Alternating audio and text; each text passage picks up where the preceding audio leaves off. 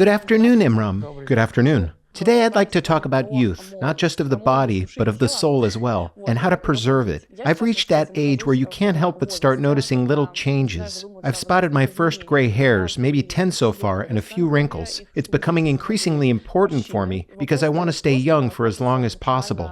I see plenty of older women who are active, sporty, full of energy, and constantly traveling. They look amazing. And then there's the other kind of old age, the one we all recognize. Someone confined to bed, uninterested in anything, in constant pain. Wrinkles, first of all, can be linked to dehydration, a lack or poor absorption of water within the body. That's a topic in its own right. They can also be caused by tension in the facial muscles. When a muscle is constantly tense, it pulls on the skin. To reverse that, the muscle needs to relax. Facial muscles stay relaxed and tension doesn't build up when there's no stress in your life. And here we come back once again to self-development and spiritual practice. Now let's talk about gray hair.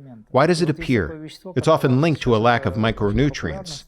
There's a substance called catalase. Supplements containing it are becoming quite popular, which can help restore hair color. It helps break down hydrogen peroxide, which has a bleaching effect on hair. But from an esoteric perspective, gray hair has a different explanation. It's believed to be a sign of high conductivity. That's why many sages, those who channel spiritual energy intensely, are gray-haired with long hair and beards, because it's how light and energy passes through them more easily. It's not a general rule, though. We also know of sages dwelling in eternity who look physically young, and this is officially recognized. Not all of them are gray-haired. Which brings us back to a bigger question. What is youth really? Perhaps youth is better measured by the state of the soul, by consciousness itself. You see young people with an old man's mindset. They're already wheezing, barely mobile, sitting passively, absorbing information without reflecting on it or acting on it. And then there are others who remain active, who challenge their bodies, who feel vibrant and alive even at an advanced age. So what's the takeaway? It's the level of consciousness that ultimately determines how young or how old we truly are. If you want to preserve youth, the first thing you need is a clear intention. Quite simply, I don't need to age. I've spoken about this before. A person has to consciously decide that aging is not inevitable for them. To make that decision, though, you first need to learn to love the idea of immortality. Most people don't realize that our liver, our heart, our organs, and the body temple as a whole are designed to function for an extraordinarily long time. I'm not talking about living to 100, 120, or even 150. I'm talking about thousands of years. Science itself tells us that the heart can beat indefinitely, that the kidneys and liver are capable of working for an incredibly long time. So why do we shorten our own lifespan? Because we've been taught to think that life is short. Someone dies at 80 and people say, well, 80, that's a good age. Plenty don't even make it to 60 or 50. But where does this idea come from? Who decided that a human life should be this short? Why are we so afraid of living a long time? Ask someone, what would you do if you knew you were going to live for 300 years? Very often the answer is, I don't know, I don't really have anything to do. People feel they've already ticked the boxes. They planted a tree, raised a child, bought a car, did what was expected, and that's it. When a person doesn't understand why they're living, they won't live for long. To gain this understanding, one must venture into new realms, embrace new experiences, and then return to Earth to advance along the path of self-development. Because for many people, the soul is sealed away in a kind of dark, closed-off space. They live almost entirely through the mind. But the mind knows nothing about immortality or cosmic consciousness. The mind only knows what it has seen on the street, what it has heard, what it can register through the senses, and those senses are limited. Do you know that over 13 senses exist, and most of them are completely undeveloped? Sight, hearing, smell, touch, and taste dominate everything else. To move beyond the familiar senses, they need to be disengaged. And this is where yoga comes in. There is a whole science of concentration, a discipline that teaches us how to withdraw from the five senses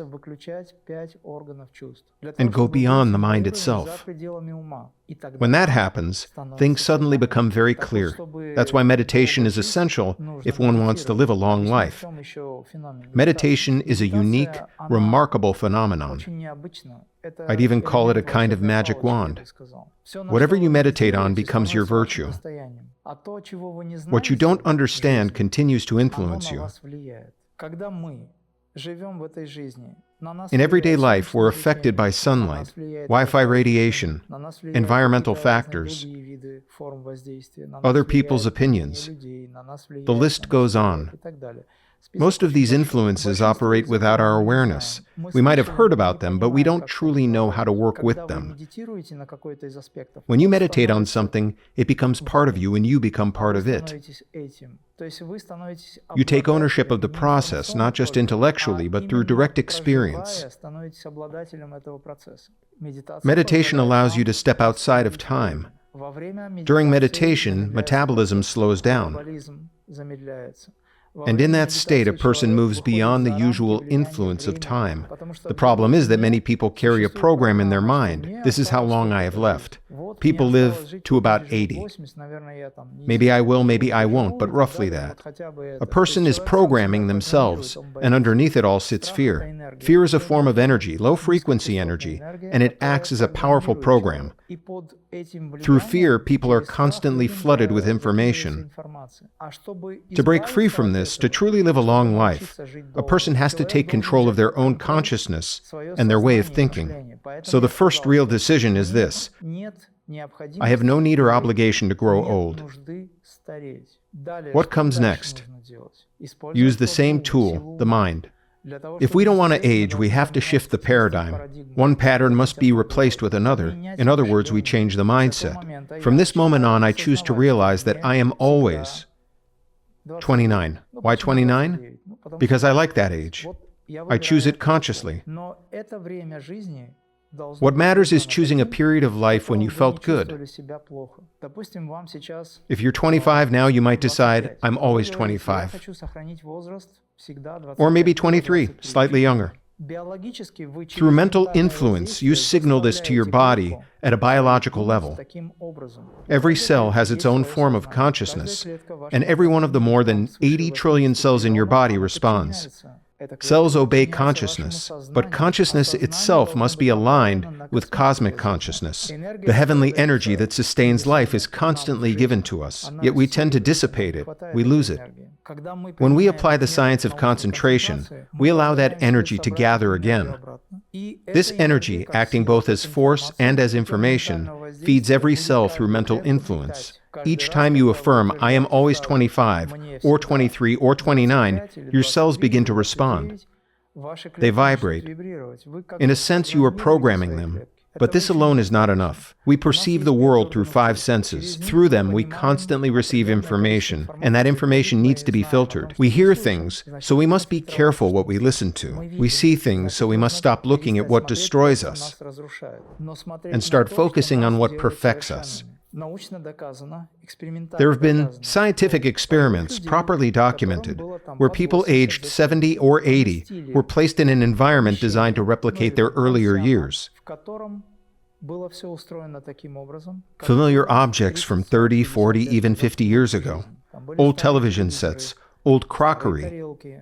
The entire lifestyle reflected their past.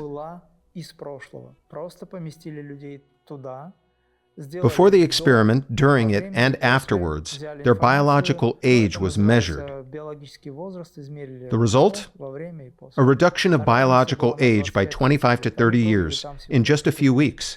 This shows that through consciousness, through the visual center, the auditory center, through how we perceive information, we can effectively return ourselves to an earlier state and rejuvenate the body through the right inner attitude. We age because we're constantly chasing external demands, and in the process we lose ourselves. We lose energy. We grow old because this narrative has been imposed on us. But when you start thinking differently, when you realize that every atom, every molecule, every cell is energy, Energy arranged into atoms, molecules, cells, organs, systems, the whole body, then something shifts. Energy is immortal. Energy cannot be destroyed. Energy exists outside of time, and we are made of that energy. So why do we age? Why do we lose the body? Because we treat our body the wrong way, and because there are forces that speed up aging and cut our lives short. What does yoga offer here? When a person practices yoga meditation, body energization, they create conditions in which the body receives more energy. At our seminars, for example, we teach specific techniques of body energization that support exactly this process. We create conditions in which the mind is no longer allowed to think in its usual habitual way. We introduce a new pattern for the mind to engage with and interpret, because ultimately the mind is in charge of the process. It's the mind that either ages us or rejuvenates us. During meditation, you direct your attention towards the body, recognizing that this body temple is made of energy, that energy itself is immortal. You begin to bring elements of immortality into every cell, every organ, every system. We approach this scientifically. Through self-affirmation, or if you like, auto-hypnosis, we encourage the cells to vibrate at a different frequency. As a result, the aging process slows down, and in some cases may even stop altogether. It depends on the individual and the work they're willing to do. We all know examples of people who smoke, drink, live what looks like an unhealthy lifestyle, and still make it to 100. And then there are those who follow all the rules, healthy diet, sport. Yes, and yet they leave this life early. Why does this happen? Why does practice sometimes seem to help and sometimes not? Those who smoke, drink, and still live to a very old age are exceptions, not the rule. To understand them, you have to examine their way of thinking. While focusing on two visible factors, we tend to ignore many others. To understand how someone lived to 100, despite such an outrageous lifestyle, you need to understand who they were. First, there may be a genetic predisposition. That's one factor. Second, what was going on in their mind? What did they live on internally? It's entirely possible that despite drinking and smoking, their mindset and mental state compensated for the damage. But that immediately raises another question. What was the purpose of their life? What did they live for? What's the point of living a long life if you do nothing with it, if you exist purely at an animal level? I think that this does not allow a person to understand that they are a human. That doesn't reflect the human form. The human form is revealed through self-development, through compassion for others, whether near or far, through creating conditions in which society can grow. It's expressed through spirituality, care for loved ones, and living in service to something greater. If a person lives for service, for example, that alone can support longevity. Now take the opposite case that you mentioned. A person is heavily into sport. Look at marathon runners, 25 or 30 years old, yet they often look 40 or 50. They push their body into premature aging because excessive strain ages the body very quickly. This is why the golden mean still applies. Physical load is necessary, but let's say until the first sweat. After that, you decide consciously whether your body needs more. But if you haven't even broken a sweat, then there was no real load at all. To preserve the body, you must care for it. The body temple is your instrument. You need it to live. Yes, exceptions exist, but they are not the norm. In most cases, people age themselves. In fact, it's possible that some who drank and smoked could have lived to 150 or even 200. Such cases are known. History reminds us that in the 17th, 18th, and 19th centuries, there were people who reportedly lived 250 or even 300 years. Much of this knowledge is hidden for various reasons, but the core point remains: human life is of priceless value, and a person who engages in spiritual practice, provided they are not bound by heavy karma that requires them to leave early, can genuinely extend their life. The key is understanding what you're doing and why you're doing it. There's a story often told about a disciple who was already over 100 years old, and whose master, his spiritual teacher, was more than 200. One day, the disciple came to his teacher and said, "Give me permission to leave this body." The teacher replied, "You cannot leave yet. First, you must write 9 works." These were descriptions of universal laws preserved in ancient treatises. Only when you've written them will you be allowed to leave. You still have a mission, but that will take far too long. I'm tired of being here. And the teacher answered, "How old do you think I am? I'm tired of being with you." At the time, the teacher was said to be around 280 years old. This account appears in ancient sources. He didn't let the disciple go. Instead, the disciple spent another 50 or 60 years writing those works. And what does it mean? Each text was a lived experience. It isn't about copying information or hastily putting words on paper. It's something fully worked through. So the question is, do we have such goals, such tasks? If we don't, life tends to be short. But when a person has a clear idea, something they live for, they often live much longer. At the same time, that idea needs support. It needs specific tools and methods, what I call Kriya yoga, in order to be realized. Because the external world exerts constant pressure and influence. Does a person shorten their life by drinking alcohol? Yes, quite literally. Does smoking do the same? Yes, again. And on top of these habits, there are many other stresses acting on the body. At some point, it simply can't cope. The crucial thing is when someone drinks or smokes, they believe it's entirely their choice. Yet it is actually other entities drinking and smoking through them. These are elemental spirits. In religions, they are called demons that smoke and drink through them. Through addiction, they draw energy from the person, feeding on their life force. Few people think or know about it. When someone is caught in any form of addiction, smoking, drinking, attachment of any kind, it suggests that something from the lower astral plane has attached itself and is draining their vitality. This is why yoga and meditation are described as the path of light. Light burns away negativity, in consciousness and even in the consciousness of each individual cell. That's why it's so important to keep your home, your body, your temple clean. And to keep it clean, one must cultivate pure thoughts. Look at what is good, speak well. Eat and drink what nourishes. And speaking of this, there's a phrase that comes to mind, midlife crisis.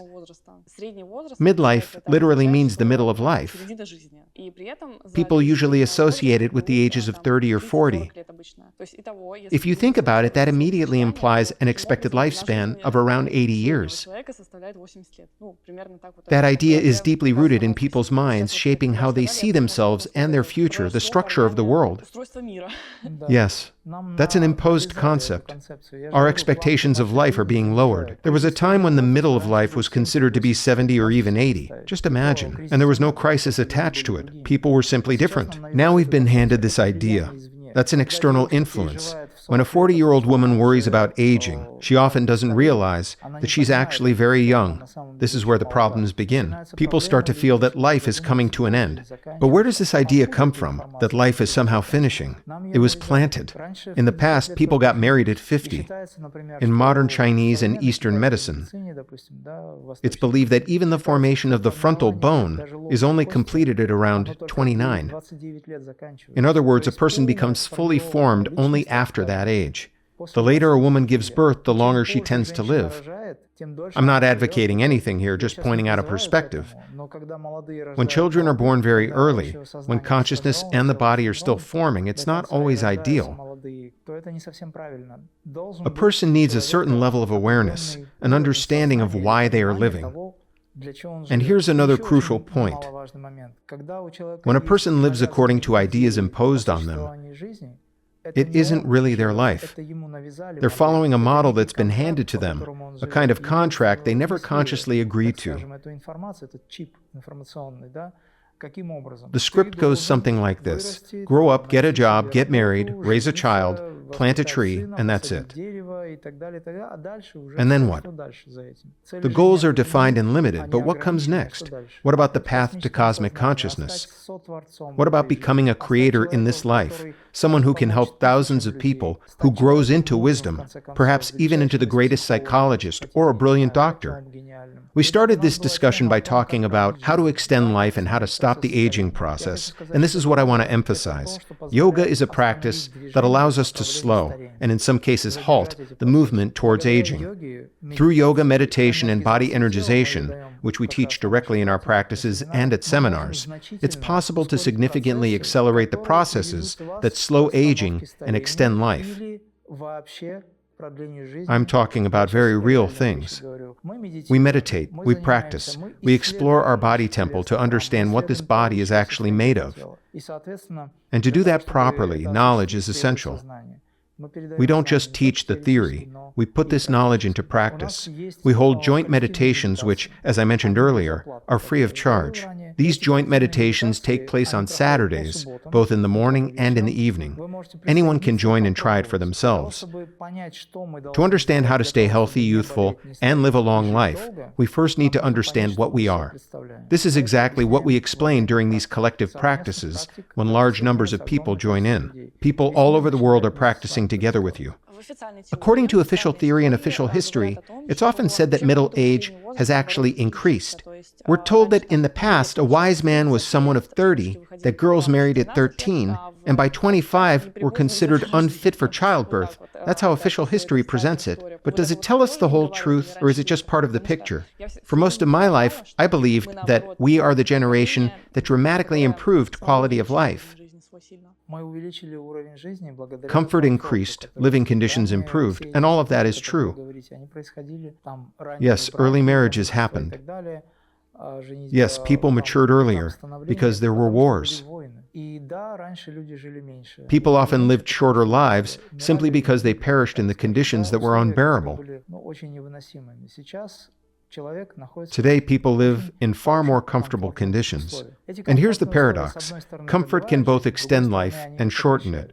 Comfort creates what I call the armchair philosopher, someone who sits on the sofa, reflects on cosmic questions, but does nothing to care for their body. Such a person loses time, and they lose life. They remain a theorist rather than a practitioner, and it's far better to be a practitioner. We live in a unique era. The universe itself seems to be giving us a chance to extend our lives, to get to know ourselves more deeply, to understand the laws of the universe, and to evolve.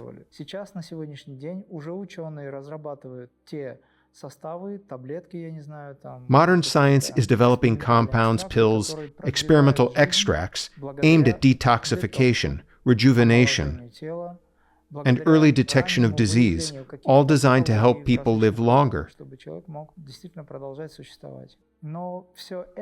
But all of this technology rests on a far more fundamental truth that I always emphasize. Our lifespan depends on our thinking, on how we perceive life, nature, and ourselves. It depends on us. We are part of nature, deeply connected to it. You can give someone a pill and keep their body alive, but their consciousness may already be dead. When consciousness is alive, truly alive, the body begins to adjust itself to that consciousness. This too is scientifically supported. So in the end, we are what we think. And when we talk about happiness that people naturally seek, three core elements appear within it. I want to live a long life. I want to be aware of myself. And I want to enjoy living. Would you agree that these three elements are the essence of life itself? Longevity, self-understanding or self-awareness, and enjoyment. Every living being wants to enjoy life. Even an amoeba does, at its own level. So our entire existence revolves around these three principles. Taken together, they form what we call happiness. In yoga, this is expressed through the concept of Sat Chit Ananda, Sanskrit terms. Sat means truth or self-awareness, a connection with something higher. Chit refers to being or consciousness. Ananda means bliss. Those who practice and study yoga are essentially striving to realize Sat Chit Ananda in their own lives. When we study yoga, we work with tools that help us free ourselves from the limitations of our own nature, particularly the mind. We learn to loosen the grip of attachments, to step beyond false egos, stereotypes, and conditioned patterns. There are two kinds of knowledge: knowing what to do and knowing how to do it, how to meditate correctly. Everyone says you should meditate, but very few explain how to meditate correctly. Yoga offers those keys to truly fulfilled way of living. Coming back to the topic of longevity, I invite you to choose an age you truly like or decide how long you want to live. There's a certain irony here. Very often when we ask for something modest, we receive even less. So ask boldly. Ask for 1,000 years, or 2,000. I sincerely wish everyone a long and happy life. But both happiness and longevity are inseparable from a higher purpose. It's essential to understand why we are living. Live long, live happily, and live without suffering.